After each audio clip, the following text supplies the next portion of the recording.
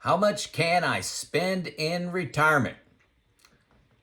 This is a very common search topic, YouTube and Google.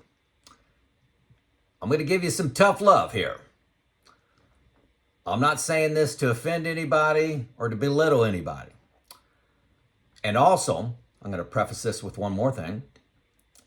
This does not apply if you have a large pension and you have and you're taking Social Security, and say you're bringing in $8,000 a month and you're spending $7,000.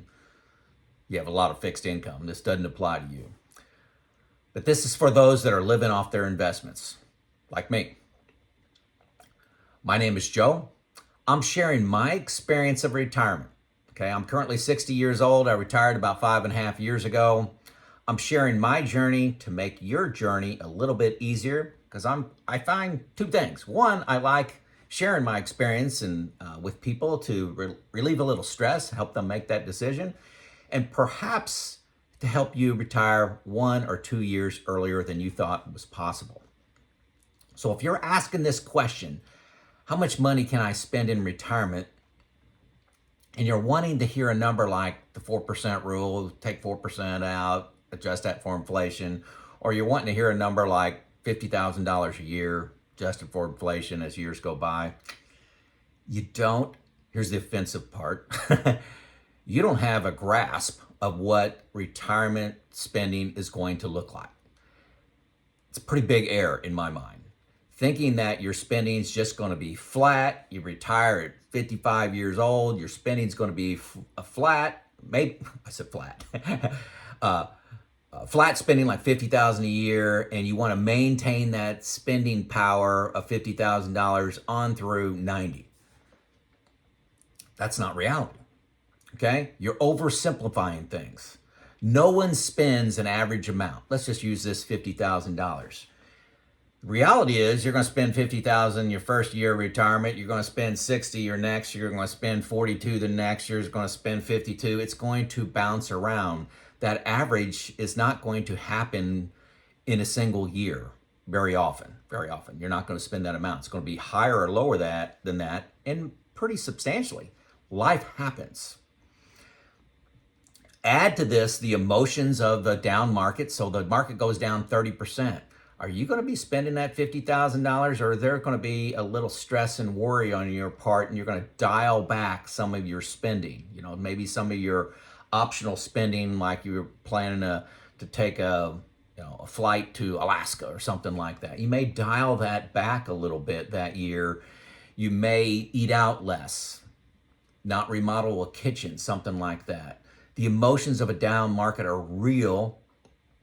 And, the opposite of that's true too. If the market's up 40%, you may spend a little bit more. Inflation happens and you're going to go buy alternative products or services or delay. Add to this, your spending trends will change as you age.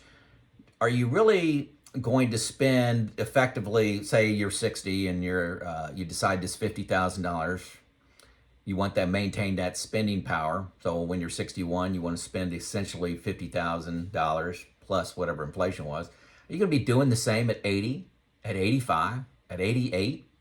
No, it's going to taper off. My parents are in their 80s and they don't spend anywhere close to the same amount that they spent when they were younger. So there's a lot of things going on.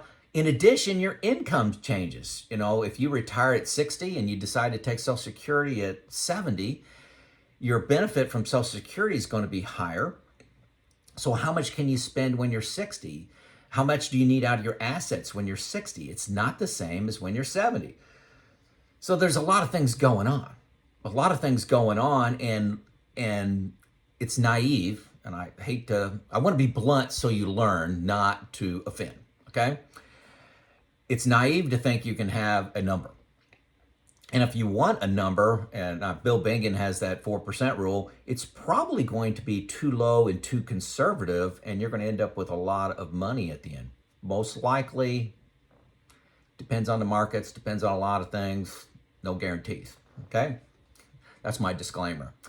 The desire to find a simple number just consumes everyone, and me looking back on my decision to retire and being retired 5.5 years now, it's pointless. So what do I do? What do I do? First of all, you need to understand that it's very easy to create a retirement plan that solves. Okay, if you want a certain Monte Carlo number, or if you want a certain success rate, let's just say that, or like you want to have $1 million when you die, all you got to do is adjust your spending down and your rates of return up, and you'll get it. It's not that hard, okay? But life is going to laugh at your plans. So again, I'm going to get specific here. What do I do? Well, first of all, when I retired, I started with spreadsheets. This is probably 2-3 years ahead of retirement, but it got complicated fast. There's so many cell formulas. I made assumptions around return rates and average spending and inflation rates. I just made some simple assumptions which really don't reflect life. I also add in the risk of making some cell errors. You add when you should have multiplied and you miss multiplying that by an inflation or miss taking out taxes on that particular cell.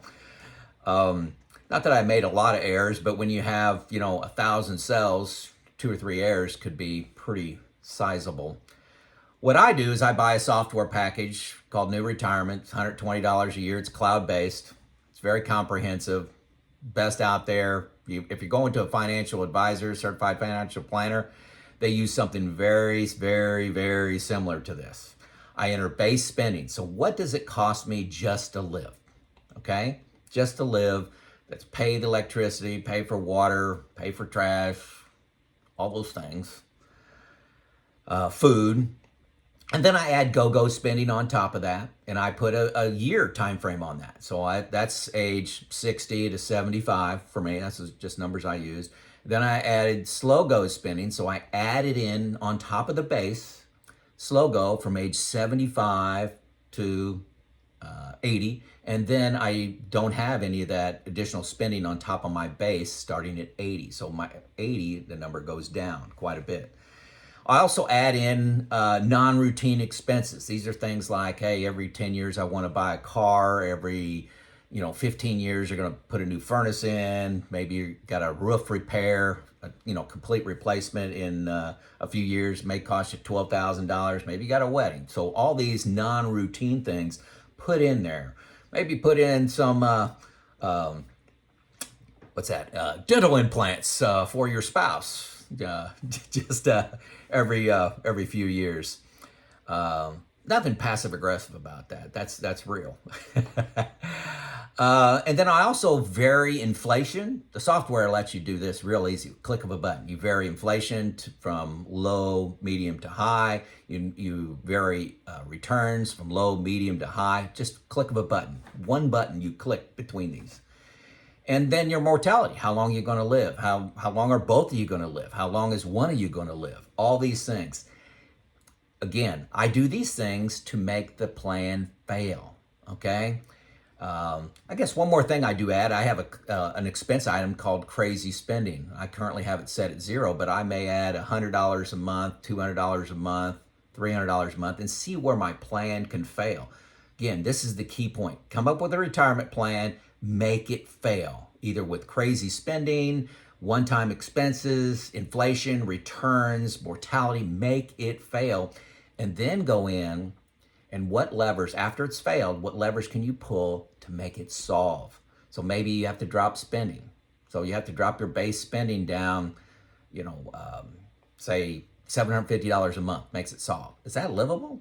Can you do that? Yeah, you can do that. Maybe you only have to do that for 5 years and then it solves. Okay, let's do that for 5 years and then it solves. Maybe it's tax planning. Maybe it's just spending after you turn 80. Maybe it's Social Security timing. This is a big one. Social Security timing is often a very big lever. If you've taken it at 65, you move it back to 67 or 70. It's got a pretty big impact. Maybe it's portfolio risk. Maybe you got to put a little bit more in the stock market and catch that volatility. Maybe you need to take some out of the stock market, buy an annuity. That may be the solution to take out some of the variability that's inside of your plan. Don't be fooled into a fixed number on what you can spend. I don't think that works at all. Didn't work for me. Hasn't worked out to be my reality in my first 5 years of retirement. How much you can spend is not the right question. Can you live your life as it really happens with my current income and assets?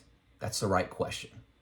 Can you live your life as reality happens with your current assets and income? That's the right question. It's not a single number. Do you disagree? Let me know in the comments. It's Joe out.